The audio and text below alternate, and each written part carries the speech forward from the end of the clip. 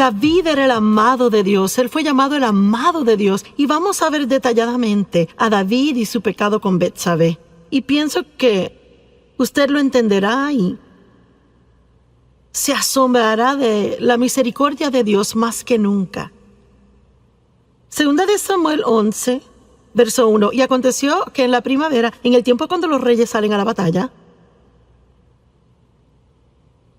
que David envió a Joab y a sus siervos con él y a todos los hombres de guerra de Israel, y destruyeron a los amonitas y sitiaron a Rabá. Pero David se quedó en Jerusalén. Ahora, hay un mensaje solo en esto, pues era el tiempo en que los reyes iban a la batalla, pero David se quedó en casa. Él envió a los demás y él se quedó en casa. ¿Sabe usted qué? A veces usted puede cuidarse de no meterse en problemas solo estando donde debe estar cuando debe estar ahí.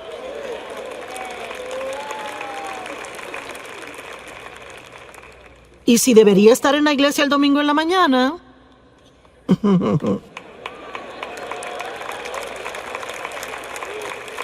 Es cierto. Y me pregunto cuánta gente sinceramente pensó, pues no, yo no sé, quizás me regrese a la sesión de la tarde y yo no sé, quizás se comieron más donas de lo que se suponía y se cansaron y decidieron quedarse. O irse a casa. Bueno, yo no sé, quizás después se metan en alguna clase de lío en la tarde, caigan en tentación y se suponía que estuviesen aquí. Si hubieran estado donde se suponía que estuviesen, entonces no hubiera pasado. Es importante estar donde debe estar cuando debe estar, ¿verdad? ¿Cuántos deben de estar pasando el tiempo con Dios cada mañana antes de salir por la puerta y hacen otras cosas? ¿Tiene usted alguna idea de cuánto se evitaría así durante el día? Si usted está donde debe de estar cada mañana por un cierto periodo de tiempo, y no me importa si son 5 minutos, empiece el día con Dios. No trate de empezar por sí solo, porque si empieza por sí solo, no le va a gustar cómo el resto del día le salga. Nuestra fuerza se encuentra en Dios. Y una tarde, verso 2, David se levantó de su sofá y estaba caminando en el techo plano del palacio del rey, y de allí vio una mujer bañándose. Yo nunca me he bañado en el techo, pero aparentemente ellos lo hacían. Y me imagino que era un lugar bueno para bañarse, yo no sé. Y ella era hermosa en apariencia, y yo no sé, quizás David sabía que las damas se bañaban en los techos. Y quizás por eso fue a caminar en el techo, yo no lo sé. Pero de todos modos, tampoco me he ido a caminar sobre un techo. Así que puede que haya cosas más allá de lo que reconocemos. Y David envió palabra e inquirió acerca de la mujer, y alguien dijo, pues ¿acaso no es Betsabé, la hija de Eliam, la esposa de Urías el heteo? Así que no hay engaño aquí. David sabe que es casada. Él sabe que ella le pertenece a otra persona. Él no está donde debe estar. Él no estaba fuera en batalla. En la época del año, cuando los reyes salían a la batalla, él se quedó en casa. Él estaba en el techo, mirando al techo de ella. Yo no sé. Se lo dejo a usted y al Espíritu Santo. Pero encontré el verso 4 y es interesante. David envió mensajeros y la tomaron. ¿Qué significa eso? Bueno, no dice que fue de acuerdo mutuo. Dice que la tomaron. Eso no me suena tan bien a mí. Me suena a mí como un abuso de su poder. Cuando ella llegó a él, él se acostó con ella, y ella, cuando se purificó de su inmundicia, así que estaban viviendo bajo las leyes de la época, y aparentemente en esta situación, ella como mujer casada, teniendo sexo con él, la hacía ella inmunda, y ella tenía que pasar por ritos de purificación antes de regresar a casa. Bueno, ¿sabe qué? Su pecado siempre le encontrará. La mujer concibió y mandó palabra y dijo, estoy embarazada. Y yo quiero que vean la profundidad de la depravación en que David, el amado de Dios, cae en esta situación. ¿Cuál fue su debilidad? Lujuria. No fue temor. Tampoco ira. fue lujuria. El diablo tienta a diferentes personas en diferentes formas y déjeme decirle algo, tiene que conocerse. Y debe de hacer todo lo que pueda por fortalecerse en áreas donde sea débil. Es cierto. Déjeme decirle, si es un hombre o una mujer y es sentado de esa manera y tiene una linda familia y no quiere hacer nada que la estropee y ha cometido errores en el pasado y trabaja en un lugar donde hay muchos hombres atractivos o muchas mujeres hermosas, déjeme decirle algo, mejor es que entre con los ojos cerrados y ore antes de entrar ahí. Y no se vaya al cafecito con ellos y no tiene que contarles de los problemas en casa y no tiene que llevarle donas en la mañana. ¡Corra como un loco!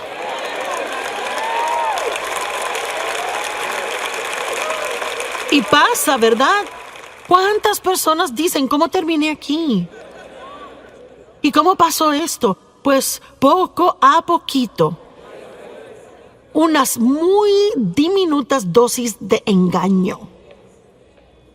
Y hacemos unas muy pequeñas concesiones sin prestar atención a lo que el Espíritu Santo está diciendo cada paso del camino. Y luego, sin darse cuenta, está metido en un gran lío y termina perdiendo cosas en su vida que eran muy preciosas para usted. ¿Verdad? Seamos más inteligentes de lo que hemos sido en el pasado. Amén. Verso 6. Luego David mandó a llamar a Joab diciendo: envíame a Urías el Eteo. Y David mandó a llamar al esposo de ella. Y Joab envió a Urías a David. Y cuando Urías vino a él, David comienza a hablarle de cosas a él, porque él tenía un plan aquí. Él quería meterlo en su casa, a pasar un par de noches con su esposa, con la esperanza de que tuviera sexo con ella, y entonces, aparentemente, ella se embarazaría por él, y David quedaría libre del todo. Y vemos confabulación, engaño, pecado sobre pecado sobre pecado. Y cuando Urías vino a él, David preguntó: ¿cómo está Joab? ¿Y cómo está el pueblo? ¿Y cómo progresa la guerra? No que le importara nada de eso, era una conversación inútil. Y David dijo a Urías: bueno, desciende a tu casa, lava tus pies, pasa un tiempo en casa. Urías salió del palacio del rey y un regalo fue enviado de parte del rey para él. Mire, déjeme darle hasta un regalito.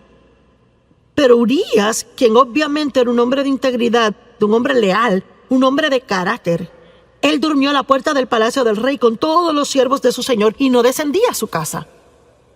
Cuando se lo contaron a David, mira que Urías no descendió a su casa. David dijo a Urías: ¿no acabas de llegar de una larga jornada porque no te fuiste a tu casa?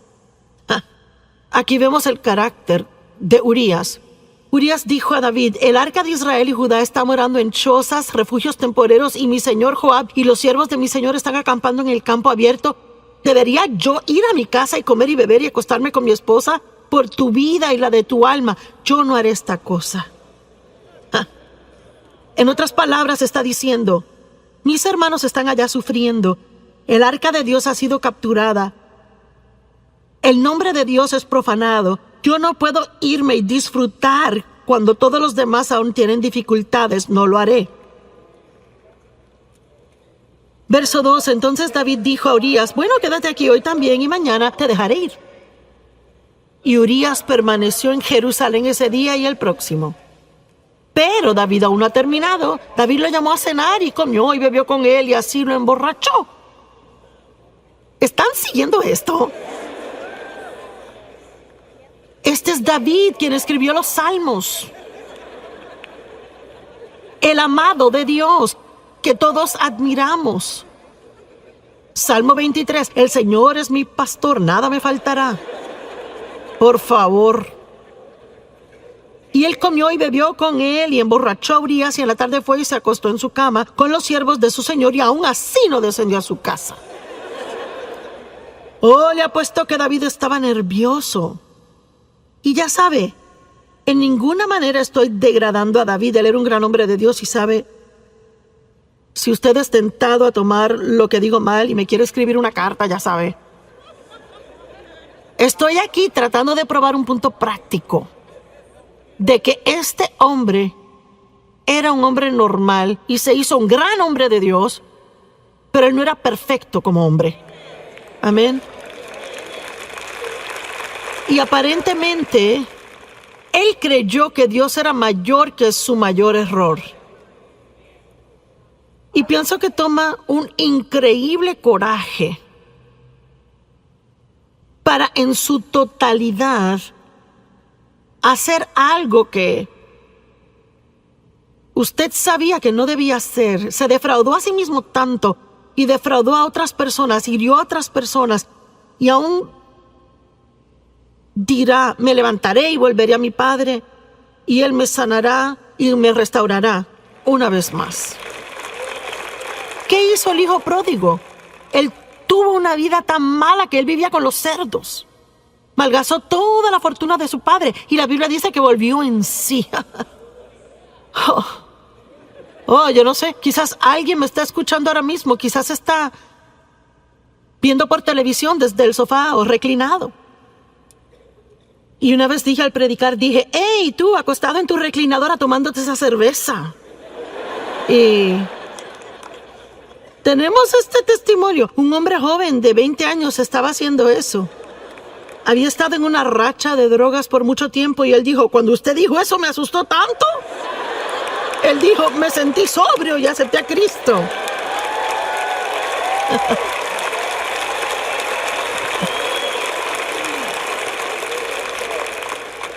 Así que sí, Dios puede parar una conferencia entera como esta solo para hablarle a usted.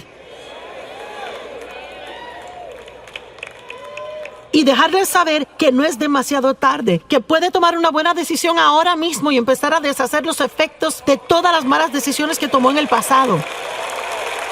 Amén. Dios está en el negocio de dar esperanza a otros, no condenarles. Y les repito, no estamos alivianando el pecado. Tenemos que estar muy arrepentidos, rápido para arrepentirnos, estar muy compungidos por las cosas que hemos hecho mal. Y Jesús es la solución al pecado. Y lo que no ayuda es quedarnos en el hoyo que nos hemos metido, cuando que Dios está ofreciéndonos una salida. Todos los demás le condenarán y hasta tapa le pondrán al pozo donde está, pero Jesús es el único que le sacará.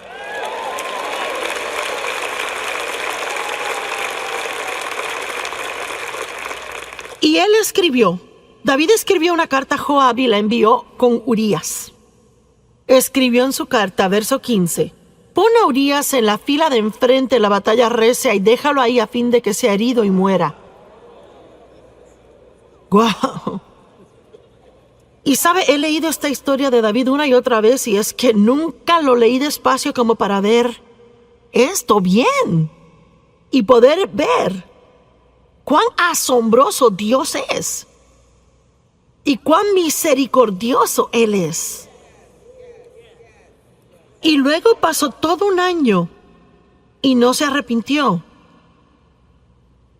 Ni siquiera se arrepintió hasta que el profeta lo confrontó contándole una historia. No voy a entrar en la historia. Y él realizó que él era el hombre en la historia de quien se trataba y de momento fue confrontado.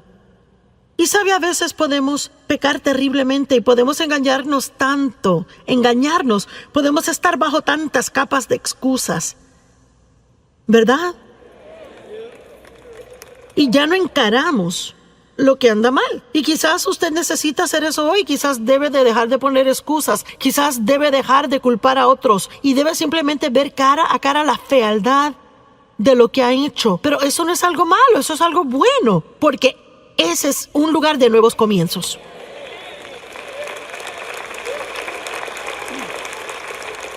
Pero no puede empezar otra vez si no afronta la verdad en donde está. Usted conocerá la verdad y la verdad le hará libre. Usted saldrá del hoyo y se ahorrará la culpabilidad. Bueno, Y mire cómo David llegó a ser uno de los grandes héroes de la Biblia. Cuando uno piensa en David, uno no se acuerda de esto. A mí ni me gusta tener que pararme aquí y sacar esto porque me gusta el cuadro que tengo de David aparte de esto. Pero esto muestra cuán asombroso Dios es y espero imparte esperanza a muchas personas que se encuentran en una mala situación y que han creído las mentiras del diablo de que ya es demasiado tarde. Pero hubo consecuencias de ese pecado y no quiero decir que no las hubo. La Biblia actualmente dice que David ya nunca estuvo sin guerra en su casa después de esto. Así que hubo definitivamente consecuencias. Y eso es lo que debemos recordar del pecado. El pecado siempre es perdonado. Dios siempre perdona y usted puede siempre ser restaurado en comunión con Dios. Pero eso no quiere decir que siempre pueda evadir todas las consecuencias de las cosas malas que ha hecho. Y honestamente, yo ni sé si deberíamos querer eso tanto. Pienso que a veces deberíamos decir, ¿sabe, Señor, qué? Estoy tan agradecido que me has perdonado y estoy agradecido de que me amas y estoy agradecido de que tengo comunión contigo y que no tengo que sentir culpabilidad. Pero no creo que sea algo malo que tenga estas consecuencias porque quizás me ayudarán a recordar no hacerlo de nuevo en el futuro.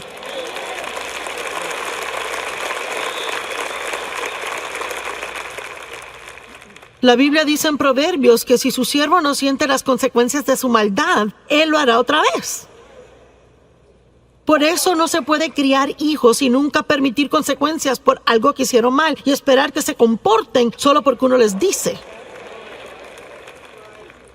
Yo siempre le daba a mis hijos mi palabra primero y si eso no funcionaba les tocaba las circunstancias.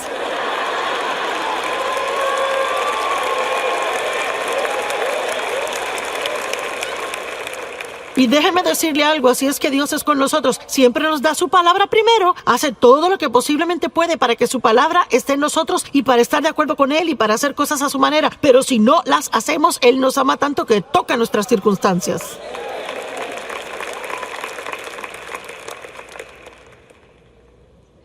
¿Qué tal Pedro?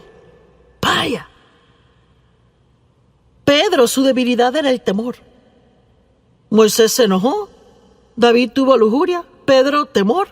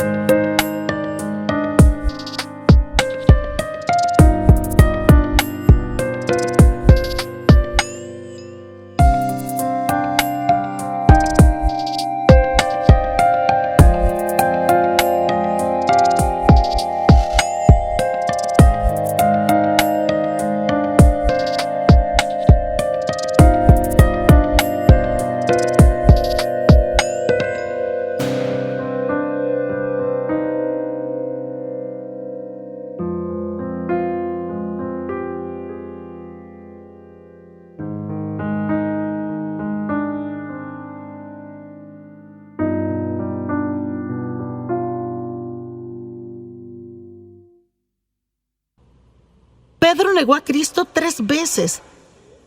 Mintió 3 veces.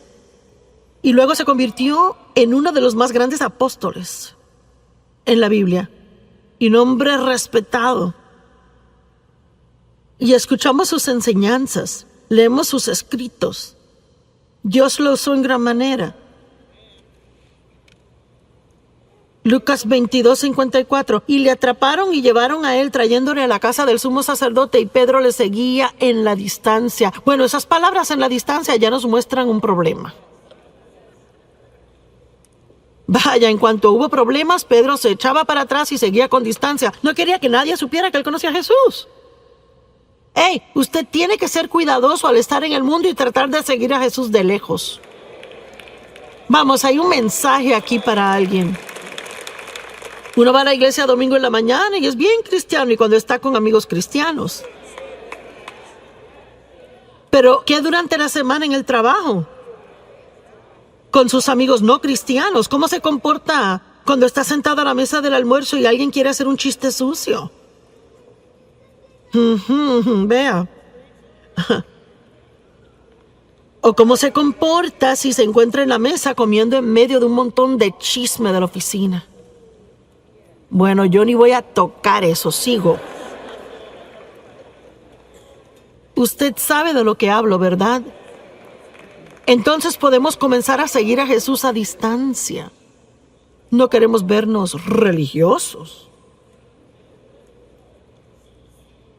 Y cuando hicieron un fuego en medio del patio y se sentaron, Pedro se sentó en medio de ellos. Y antes que nada, el Salmo 1 dice: no se siente a descansar y relajarse donde hay mofadores. Tiene que ser cuidadoso con quien se sienta. Entonces una sierva vio a Pedro y dijo: ese hombre andaba con él. Pedro lo negó diciendo: mujer, no le conozco. Mentira número 1. Y un poco después alguien más le vio y dijo: sí, tú eres uno de ellos. Y Pedro dijo: hombre, no soy yo. Mentira número 2. Y después de un intervalo de casi una hora, aún otro insistió diciendo: ciertamente estuvo con él porque es Galileo. Pero Pedro dijo: hombre, yo no sé de qué está hablando. E inmediatamente, mientras estaba hablando, cantó el gallo. Que Jesús ya le había dicho que cantaría y que él le negaría 3 veces. Y Jesús dijo: Pedro, he orado por ti. Pero en lugar de decir: oh, gracias Jesús, lo necesito, yo soy débil y sin tu ayuda me desborono. En lugar de eso, Pedro dijo: yo nunca haría eso. Yo nunca haría eso. Es que yo moriría contigo. Ahora vea, hay muchas cosas en esta historia, pero yo creo que una de las razones por las que Dios dejó que esto pasara es porque Él quería. Pedro tenía que conocerse. Vea, a veces pensamos muy altamente de nosotros mismos y eso impide que lleguemos al destino que Dios tiene, y Él se echa para atrás y deja que fracasemos, y tenemos que conocernos y realizar cuánto le necesitamos a Él.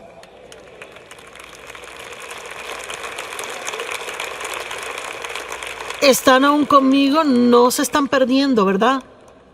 Bueno, aquí tengo 10 minutos más, presten atención.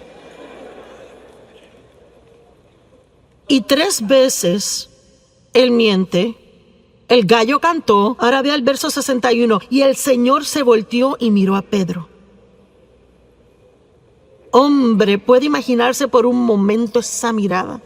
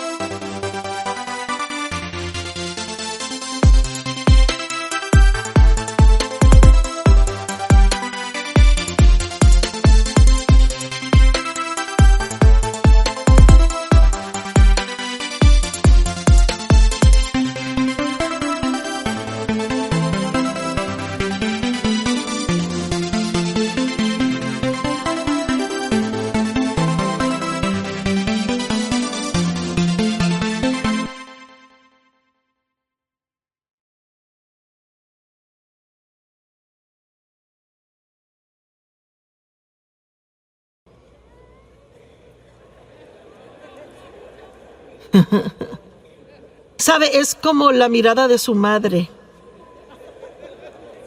¿verdad? Una madre tiene esa mirada así.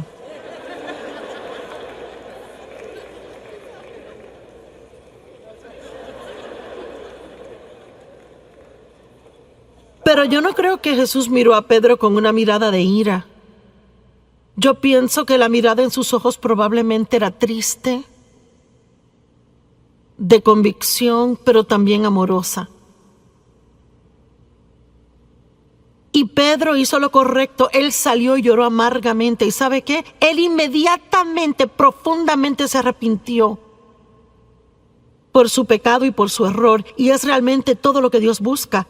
No tomamos el pecado livianamente, profundamente nos arrepentimos. Me duele tanto cuando pienso que he defraudado a Dios. Pero soy lo suficientemente inteligente para saber ahora que tengo que caminar y salir del pozo.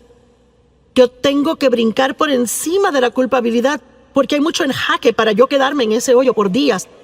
Amén. Hay demasiado que Dios quiere que hagamos. No tenemos que perder su tiempo así. No cuando la sangre de Jesús siempre está disponible para lavarnos una y otra vez.